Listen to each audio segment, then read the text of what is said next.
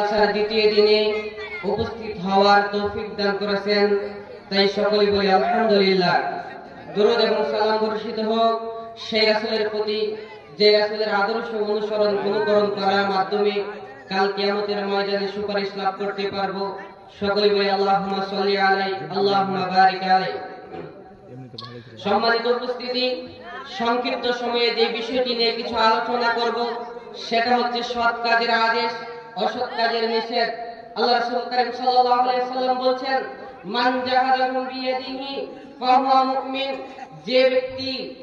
ব্যক্তি তার হাত দ্বারা, মান জাহাদাহু বিয়াদিহি ফাহুয়া মুমিন, তার হাত দ্বারা অন্যায় কাজ প্রতিহত করলো, ফাহুয়া মুমিন, সে ব্যক্তি হচ্ছে মুমিন। ওয়া মান জাহাদাহু বিলিসানি, আর যে ব্যক্তি তার মুখ দ্বারা অন্যায় কাজ প্রতিহত করলো, ফাহুয়া মুমিন, সেই ব্যক্তিও হচ্ছে মুমিন। ওয়া মান জাহাদাহু বিলিসানি ফাহুয়া মুমিন, আর যে ব্যক্তি তার অন্তর দ্বারা পরিকল্পনা করার মাধ্যমে অন্যায় কাজকে প্রতিহত করলো, প্রতিরোধ করলো, ফাহুয়া মুমিন, সেই ব্যক্তিও হচ্ছে মুমিন। তবে শুনে রাখুন, মুমিন হতে হলে আপনাকে সৎ কাজের আদেশ করতে হবে, অসৎ কাজের নিষেধ করতে হবে। কেন রাসূল কারীম সাল্লাল্লাহু আলাইহি সাল্লাম বলেছেন, যে ব্যক্তি তার হাত দ্বারা প্রতিহত করলো, মানে তার ক্ষমতা থাকার পরে সেই ক্ষমতা প্রয়োগ করার মাধ্যমে সমাজের অন্যায় অশ্লীল বেহায়াপনা বিলুপ্ত করে দিল। যে ব্যক্তির ক্ষমতা থাকার পরে তার অন্যায় অশ্লীল বেহায়াপনা সমাজ থেকে দূরীভূত করতে পারলো, ফাহুয়া মুমিন, সেই ব্যক্তি হচ্ছে মুমিন। চেয়ারম্যান সাহেব একজন দায়িত্বশীল এবং একজন ক্ষমতাশীল ব্যক্তি, যিনি তার সমাজের অন্যায় প্রতিহত করার মতো সক্ষমতা রাখে, যিনি তার সমাজের ভিতর থেকে ন্যায় নীতি নিষ্ঠা প্রতিষ্ঠা করার জন্য যোগ্যতা রাখে, তার ভিতর সেই ক্ষমতা আছে। একজন চেয়ারম্যান সাহেব যদি সমাজের অন্যায় কাজ, অশ্লীল কাজ প্রতিহত করার জন্য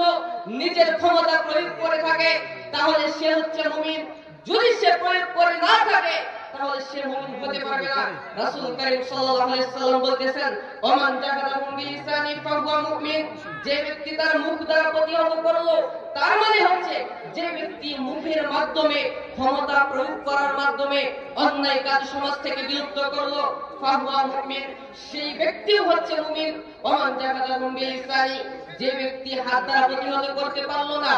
যে ব্যক্তি তার ক্ষমতা দ্বারা অন্যায়কে প্রতিহত করতে পারলো না, তার কোনো পদ্ধতি অবলম্বন করতে পারলো না, ফাহুয়া মুমিন, কিন্তু সে যদি তার অন্যায় কাজকে বন্ধ করার জন্য, প্রতিহত করার জন্য, প্রতিরোধ করার জন্য অন্তর দ্বারা পরিকল্পনা করে যে আমি আমার সমাজের অন্যায় কাজকে প্রতিহত করব, কিভাবে করব সেটা আল্লাহ ভালো জানে, কিন্তু আমি আমার সমাজের অন্যায় কাজ দূরীভূত করতে চাই, দূর করতে চাই, কেউ যদি পরিকল্পনা করে, ফাহুয়া মুমিন, সেই ব্যক্তিও হবে মুমিন। ওয়ালাইসা ওয়ারা যালিকা মিনাল ঈমানি হাব্বাতু ফারদালিন, যদি কোনো কাজের একটা অবলম্বন না করে, যদি একজন মুসলমান অন্যায় কাজ দেখার পরে, তার ক্ষমতা থাকার পরে অন্যায় কাজটা প্রতিহত না করে, যদি কোনো মুসলমান তার ক্ষমতা থাকার পরেও সেই অন্যায় কাজটা হাত দ্বারা প্রতিহত না করে, যদি কোনো মুসলমান অন্যায় কাজ দেখার পরে সেই অন্যায় কাজকে পরিকল্পিতভাবে বন্ধ করার চেষ্টা না করে, ওয়ালাইসা ওয়ারা যালিকা মিনাল ঈমান, পৃথিবীর মানুষ শুনে রাখো, তার ভিতরে সরিষার দানা পরিমাণ ঈমান নেই, তার ভিতরে সরিষার দানা পরিমাণ ঈমান নেই। যদি অন্যায় কাজ দেখেন, সেই অন্যায়কে প্রতিহত করতেই হবে। যদি আপনি সমাজের বিত্তবান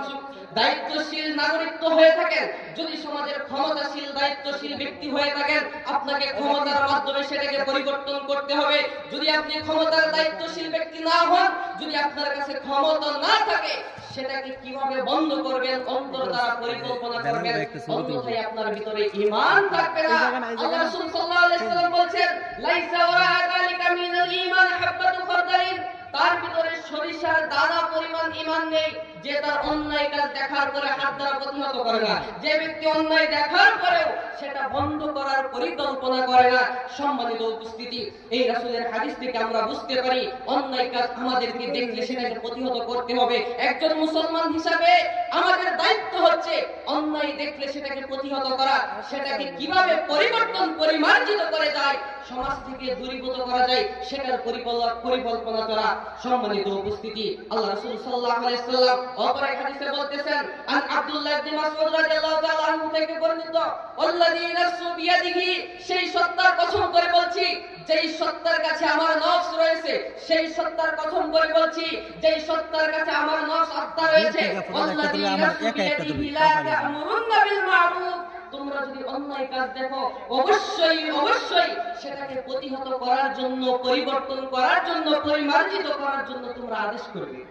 লা তা'মুরুন্না বিল মা'রুফ অবশ্যই তোমরা সৎ কাজের আদেশ করবে ওয়ালা তানহাউন্না আনিল মুনকার অন্যায় কাজ দেখলে সেটাকে প্রতিহত করবে আল্লাহ ইউশিকান্নাল্লাহু ইয়াবাসা আলাইকুম ইকাবাম মিনহু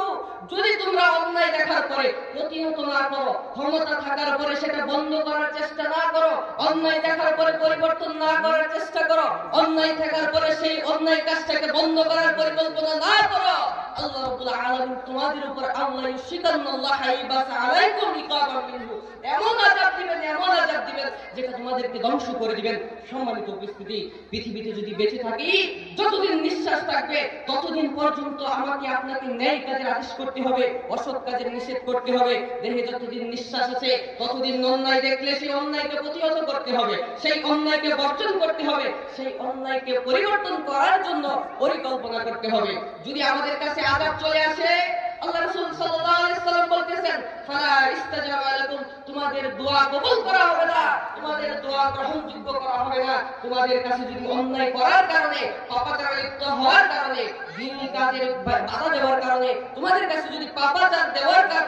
করার কারণে অন্যায় কাজ করার কারণে শাস্তি চলে আসে সেই শাস্তি আল্লাহ সুবহানাহু ওয়া তাআলা বন্ধ করবেন না সেই শাস্তির মাধ্যমে তোমাদেরকে বিলুপ্ত করে দিবেন তোমাদেরকে ধ্বংস করে দিবেন সম্মানিত উপস্থিতি আল্লাহ রাসূল সাল্লাল্লাহু আলাইহি ওয়াসাল্লামের এই হাদিস থেকে আমরা বুঝতে পারি অন্যায় দেখা মাত্র অন্যায়কে প্রতিহত করার জন্য নিজের ক্ষমতা প্রয়োগ করতে হবে অন্যায়কে দেখা মাত্রই নিজের ক্ষমতা দিয়ে সেটাকে বন্ধ করার চেষ্টা করতে হবে যদি আমার ক্ষমতা না থাকে আমি পরিবর্তন করার মতো সক্ষমতা যোগ্যতা রাখি না তাহলে আমাকে সেটা পরিবর্তন করার জন্য পরিকল্পনা অন্তরে করতে হবে তার মানে এই অন্তরে পরিকল্পনা করার মাধ্যমে এটা ঈমানের সর্বনিম্ন স্তর হলেও আপনি পরিচয় দিলেন আপনি একজন মুসলমান আপনার ভিতরে ঈমান আছে অন্যায় দেখার পরে সেটা প্রতিহত করা মানে আপনার ভিতরে ঈমান আছে আল্লাহ রাসূল সাল্লাল্লাহু আলাইহি ওয়াসাল্লামের হাদিস যে ব্যক্তি অন্যায় দেখার পরে অন্যায়কে প্রতিহত করলো অন্যায়কে প্রতিহত করার সর্বনিম্ন স্তর ঈমানের সর্বনিম্ন স্তর হচ্ছে যে অন্যায়কে প্রতিহত করার জন্য পরিকল্পনা করা সম্মানিত উপস্থিতি আল্লাহ রাসূল সাল্লাল্লাহু আলাইহি ওয়াসাল্লামের হাদিস থেকে আমরা উদীয়মান হই আমরা বুঝতে পারি যে আল্লাহ রাসূল সাল্লাল্লাহু আলাইহি ওয়াসাল্লাম আমাদেরকে অন্যায় কাজের আদেশ অন্যায় কাজের নিষেধ এবং সৎ কাজের আদেশ করার যোগ্যতা আমাদেরকে বিশেষভাবে তাগিদ দিয়েছেন সম্মানিত উপস্থিতি আল্লাহ রাসূল সাল্লাল্লাহু আলাইহি ওয়াসাল্লাম অপর এক হাদিসে বলতেছেন মাসউদ রাদিয়াল্লাহু তাআলা আনহু থেকে বর্ণিত আফজাল মুজাহিদু কালিমাতু আদলিন ইনদা সুলতানিন আও জাহিরিন আও আমিরিন জাহিরিন সর্বোত্তম জিহাদকারী সেই ব্যক্তি যে ব্যক্তি একজন অন্যায় নিষ্ঠা জুলুমকারী অহংকারী বদমেজাজি শাসকের কাছে গিয়ে দ্বীনের দাওয়াত পৌঁছে দিল সম্মানিত উপস্থিতি আমাকে আপনাকে এমন ব্যক্তিত্ব সম্পন্ন এমন আদেশকারী সৎ কাজের আদেশকারী এবং অসৎ কাজের নিষেধকারী হতে হবে যেমন ভাবে লুকমান হাকিম তার সন্তানকে আদেশ করেছিল এ বুনাইয়া আকিমিস সালাত ওহে আমার বৎস ওহে আমার সন্তান আকিমিস সালাত তুমি সালাত কায়েম করো আল্লাহ রাসূল সাল্লাল্লাহু আলাইহি সাল্লামের এমন একজন উম্মত যে উম্মত এবং আল্লাহ সুবহানাহু ওয়া তাআলা এমন একজন বান্দা যে বান্দার কথা আল্লাহ সুবহানাহু ওয়া তাআলা পবিত্র কুরআন মাজিদে ইরশাদ করেছেন লুকমান হাকিম নামে একজন ব্যক্তি ছিল যার ব্যক্তিত্বের কারণে যার ভালো কাজের আদেশ দেওয়ার কারণে আল্লাহ সুবহানাহু ওয়া তাআলা তার নামে পবিত্র কুরআনে একটা সূরা নাযিল করে দিয়েছেন তার আদেশগুলো তার ভালো কাজগুলো এমন পছন্দ হয়েছে আল্লাহ সুবহানাহু ওয়া তাআলার কাছে যে আল্লাহ সুবহানাহু ওয়া তাআলা তার নামে একটা সূরা নাযিল করে দিয়েছেন সম্মানিত উপস্থিতি এই লুকমান হাকিম তার সন্তানকে বলতেছেন ইয়া বুনাইয়া আকিমিস সালাত ওহে আমার সন্তান তুমি সালাত আদায় করো ওয়ানহা আনিল মুনকার এবং অসৎ কাজের নিষেধ করো ওয়াসবির আলা মা আসাবাক